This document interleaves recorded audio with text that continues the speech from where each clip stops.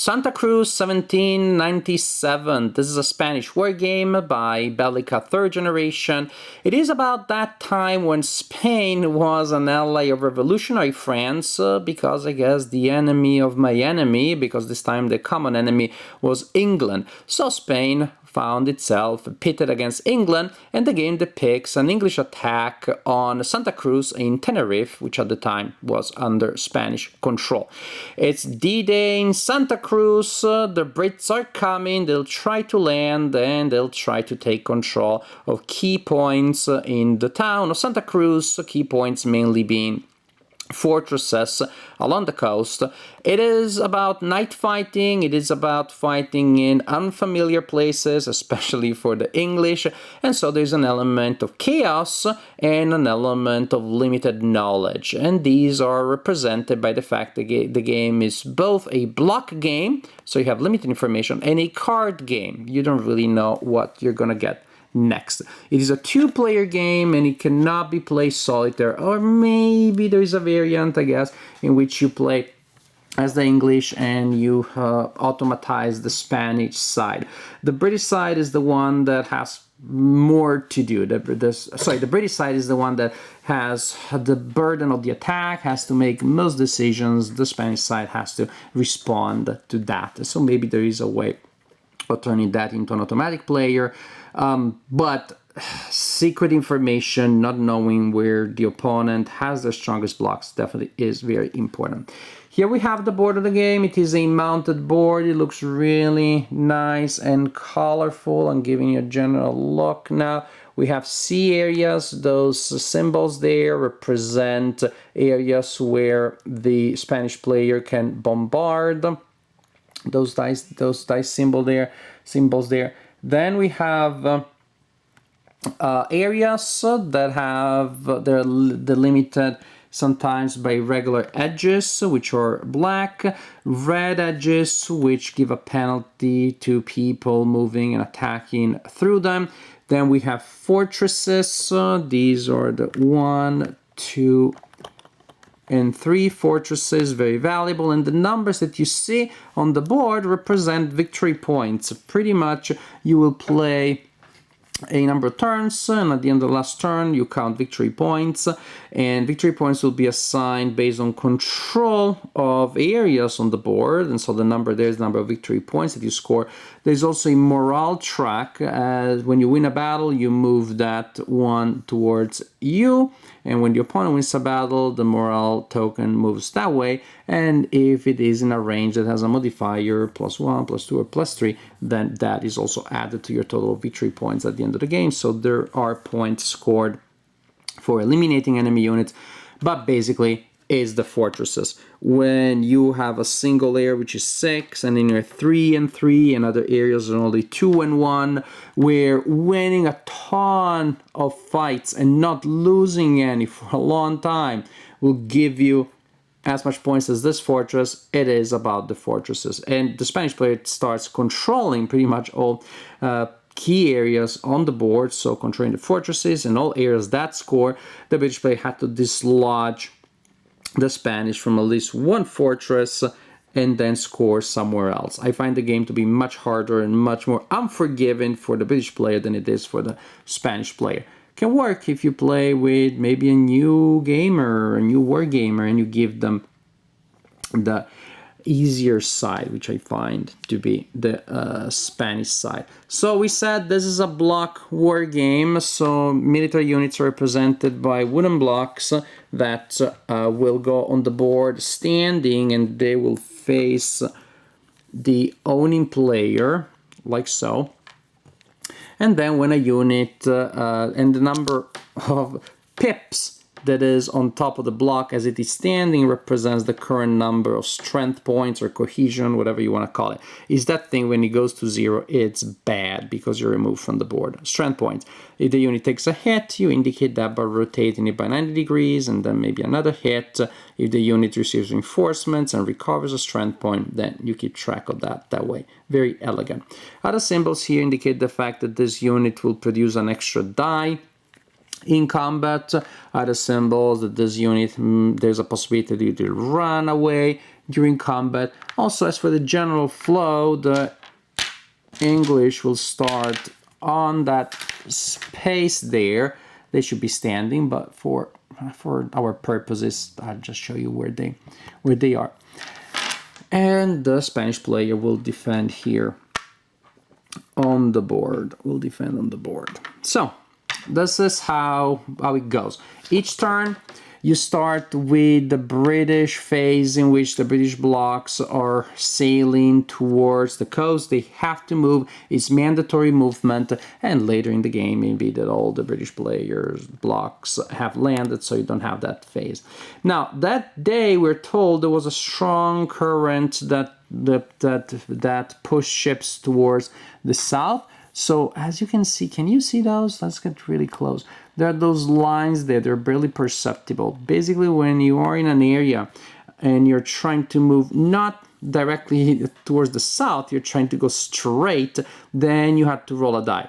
And you have 50% chances of going where you're trying to go or to be pushed towards the south. So British blocks will tend to drift towards the south, and what is worse is that large groups that could be activated together, they may split into smaller groups, which is much harder to control and activate. After that phase, you have the bombardment phase, in which the Spanish player can bombard enemy units that are in areas with those symbols. The bombardment is color-coded, so the bombardment that attacks there and uses the mustard/yellow die comes from here, from the one on the same color. This one comes from the pier, and this one comes from this fortress. That means you will be able to use those only if the spaces are not enemy occupied. If the Spanish player can use that bombardment only if the space is not enemy occupied. This also is a card-driven game. We'll look at the cards more in detail later, but during the bombardment phase, the Spanish player can bombard in any area where there are blocks of the enemy and there are those symbols, but the Spanish player has to play a card with that symbol. The card is discarded, and that's all you do. You ignore everything else, but then you get that attack. For each pretty much source of bombardment, you roll a number of dice indicated on the board, which is usually one, with the exception of here. That is, if somebody's here, then you roll 2 purple dice or pink dice, whatever the color is. Now, here, so you roll those. That means that here, if I'm attacking here, there is 1 die that is shooting, and this is the number to hit. If you roll equal to or lower than that number, you inflict a hit. So basically, this block would be attacked by a yellow die that hits on a 1, a pink die that hits on a 1 or 2, and a purple die that hits on a 1 or 2. So it'd be very convenient if you have colored dice so you can roll them all together. But actually, the dice that come with this game, or these, they must be replicas of the kind of dice that Nelson used, because they're just so old school. Didn't they get the memo that dice are not cubes? They are a different kind of artifact. This is just, well, not only are they way too boxy for my taste for dice, but they're all the same color. So basically you'd say, okay, for that block, I'm going to roll that die. Then I'm going to roll that die. Then I'm going to roll that die. Then for that block, I'm going to roll that die. Then I'm going to roll that die. Then I'm going to roll that die. And if you have a bunch of blocks there, then it's just going to be annoying. So basically, we replace these dice with color-coded dice so that the Spanish player can just roll 3 dice, or whatever, the right pool of dice for each color, and associate the die with the result. So this is when the British player may take hits and reduce those blocks. So back to us. Remember, the British player moves, the Spanish player may bombard using cards with that symbol, and then we get to the main phase, which will be mainly when after a couple of turns, hopefully you're going to have British units on the board and more Spanish units running around and doing their thing, protecting and defending, etc., etc. So what happens is that then first you have the British main action phase followed by the Spanish main action phase. Each player will play up to 3 cards from their hands. Main cards are orders with the O symbol or assaults with the A symbol. Each player can play up to 3 cards, but they cannot be 3 orders or 3 assaults. It is either 2 of one kind and 1 of the other, or fewer than 3. And pretty much the idea is you play a card and you do what it says. It's very, very simple that way. The symbols are not necessarily the clearest I found. Some cards can be used as an assault or as a reaction. Some of the cards have a C, and they can be used in combat as combat cards to support your actions. I don't find those symbols to be the clearest in the world, but luckily enough we have this one. Basically what happens is that you can play your cards to activate an area to move. As simple as that. You activate an area and then all blocks in that area will move. You relocate the units into one area as long as you're moving them for areas that are not between areas that are not enemy occupied. You bombard an area, and it's pretty much what it says. Retreat. This is a British card. You can force the enemy to retreat. Then you choose an area, and the blocks in that area. You roll dice 1 to 3. Nothing happens. With a 4, 1 unit will retreat. With a 5, 1 will take a hit and retreat. With a 6, 2. There will be 2 hits and 2 block retreating. It's unclear to me what happens if they don't have anywhere to retreat. Are they eliminated instead? That's something that it's not covered in the rules. -1 in fortresses. You can add reinforcements. Blocks are never fully eliminated. When you have a number of reinforcement points, you can use them to reintegrate pips that have been reduced, or bring back units that have been eliminated and bring them back to the battlefield. Disable a battery, spike the guns for the British player, will score you extra points and will block the bombardments. Thus, as for the Spanish player may remove a confusion card and add another to the British deck. Confusion cards are annoying cards that don't do anything. They clog your hand. In fact, actually, during your main action phase, instead of playing orders and assaults, you may discard any number of confusion cards from your hand, but then you pass. That's all you do in that action phase. So you're organizing and you get these into the discard pile, and they don't clog your hands anymore. The British player starts with none of these in their deck, and the Spanish player starts with some, but the Spanish player will be able to reduce their pool of confusion cards and add to the other player. Combat, well, these are cards that affect combat. Also, with assault, you can activate an area to attack and move. Normal movement does not allow you to attack. Also, when you assault, you can add a commander to the board. Commanders are represented by these tokens. You place them face down, and they will give you different types of advantages, protections for certain things, extra dice, modifiers to the die roll, etc., etc. And when you use a commander, you place it face down on those units. And there can always only be a single commander in an area. Interesting enough, the area when you give an assault order, the area where you place a commander does not have to be the same area.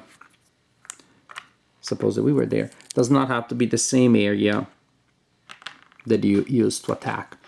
And then other things such as response and counterattacks, and again, things that will modify combat. But the general idea, as for combat, very similar to what you have in other block games. When you have combat, the players reveal their blocks, so you probably want to take them, and let's say that this guy is also involved in combat. You want to take them off the board because there isn't a lot of space on the board to do so. But players reveal their blocks and reveal the current strength. But this is a game actually interesting enough in which the number of dice that you roll is not tied directly or strictly to the number of strength points. In many games, if I see 3 pips, I know that that unit rolls 3 dice. That's a standard convention in many games. Here, the number of dice that you roll is always 1, at least 1, because you're a human and because that's just nice. Then the player with the most strength points gains another die. Here we have 7 versus 6. Here we go. And then we may have other game effects. Commanders give me extra things. Maybe the unit that I'm using has an extra die, gives me that extra die. And so this one would have one to be human and one because of the extra die, and I don't see any other modifiers. So players will roll their dice. Each roll of 5 or 6 usually is a hit. There can be modifications for that. Usually combat is simultaneous. That means that you roll and then you apply hits simultaneously. The hits need to be applied first to the strongest unit. And when there is a tie for strength points, then you choose which one takes the next hit. A unit that goes down to 0 is eliminated, and so on and so forth. And you continue like this round after round until either a side is completely eliminated or a side retreats. However, things won't be able to go on forever because there is a marker that goes here on the combat track. As you fight, yes, combat can last a number of rounds, but you keep track of how many rounds combat lasts. Every third round, third, sixth, ninth, etc., etc., etc., then everybody takes a hit automatically. That prevents people from rolling forever and ever and ever. But I like the fact that, say, from round to round, the number of dice may change. If, for example, you had more strength points, and then turns out you have fewer, then you lose the die, etc., etc. And there are all sort of penalties for attacking fortresses, including the worst of them all, non-simultaneous combat. This is how you play the game. British sail, Spanish bombard, and then the British move, attack, but play cards to activate actions. The Spanish do the same, and at the end of the last turn, the player with the most victory points, which are based mainly on control of areas on the board, will be the winner of the game. So, Santa Cruz 1797. I think there is a good war game in here, maybe an even very good one. It's kind of hard to access it, which is sort of like disappointing when you have a game that, my impression is that, was supposed to be a simple gateway light war game that you can set up easily, teach easily, play in an hour and a half, and then have that experience. I was happy that I learned more about an historical event that I did not know. I didn't remember where was it that Nelson got his arm blown away by a cannonball. That's what happened. But as a game, it's hard to access it because the rulebook has a couple of really hazy, blurry passages that I just could not interpret. I had to go online, work together with my friend that I was playing it with to figure out what the rules meant. Information being scattered around the rulebook, not necessarily where you expect it, and not being outlined graphically. You have a block of text like this, and there's a key rule like in here in the third, fourth, but it just printed like everything else, not even new paragraph. It's just buried in there. Just to give you an example, during setup, you're told shuffle the British deck and shuffle the Spanish deck. Then later in the rule book, in the section about confusion card, you're told the confusion cards do not start in the English deck. Oh, that's something that I wish I'd known then. And of course you're wondering, but which of the two conflicting passages is right? And then you figure it out. Oh, I guess it means setup instructions were incorrect. And then a couple of other things that will just emerge during gameplay. In fact, that was the most obvious problem I had with the rulebook, or some of the most obvious problems. And as you play, there are things that don't seem to be covered by the rules, like what happens if you're supposed to retreat and you can't. If nothing happens, you ignore the retreat, then retreat effects are not powerful at all. If you destroy the enemy when they're supposed to retreat and they can't, then retreat effects are too powerful. So we don't know how to handle that. Generally speaking, however, once you get past that, the game still has a lot of luck. The initial bombardment may just decimate the English player, and I will almost say then you just restart the game, because if the English player is too decimated, then there's no game whatsoever. Suppose you make it past that, then the problem is that the English side is really hard to play, it's a lot more unforgiving, and the Spanish side is pretty much passive. I had many turns in which the Spanish player was doing absolutely nothing, because they're just waiting. Well, once they are able to gather a lot of forces in the fortresses, they're just sitting there And you can't win as a British player unless you take at least one of those. Because of the combat penalties, when you attack a fortress, you're just not going to make it. It's that simple. At least the only way to make it is to organize things very carefully, and stacking limits are going to be very limiting there.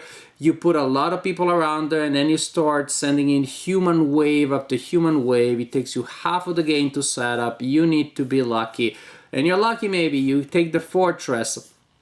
But when, again, half of the game has been around that one thing, and maybe you'll have time to set up another ginormous human wave attack somewhere else, it just feels a little anticlimactic. And frankly, I almost feel like the back of the map, you almost, is it here? The back of the map, you almost don't need it. You just need the coast and 1-2 areas around the coast, because all of the areas that are worth a lot of victory points are there, and you're not gonna go there all that much. The English player think, okay, I'm gonna trick them, I'm gonna force the Spanish to come out of the fortresses because I'm gonna take control of everything else and start spreading forces around. That's not enough to balance the points in the fortresses. So what you have here is a lot of randomness, a complicated and unnecessarily complicated and somewhat not very precise rule book for a game where you have a lot of randomness as you're trying to land, and then you're just playing around that strip of land, mounting those attacks and going back and forth, piling up forces, piling up effect, launching the attack, nothing happens. Pile up effects, pile up forces, launch out the attack, maybe happens, maybe it doesn't. So it's very limited. As is, again, with all the negatives, I had an okay time. I can't say I enjoyed it all that much, but I didn't hate it either. I thought, that's okay, that's okay. It's not that bad, it's not that good. But the point is that it's an okay game, but the fact that you had to work hard to get to that just okay experience, of course, lowers the overall experience for me. Santa Cruz 1797. I'm glad I learned about this historical episode. I wish that I didn't have to work so hard to learn and figure out how to play a game that ultimately it's very small, very limited, very straightforward, maybe even a little too straightforward. We're not really many decisions for either player, especially for the Spanish player. React, defend, pile up parts that help you defend the fortresses and defend the fortresses. A little better, a little more decisions for the English player. How do I set up my next human wave attack? But again, not many decisions there. Very limited gameplay, unfortunately.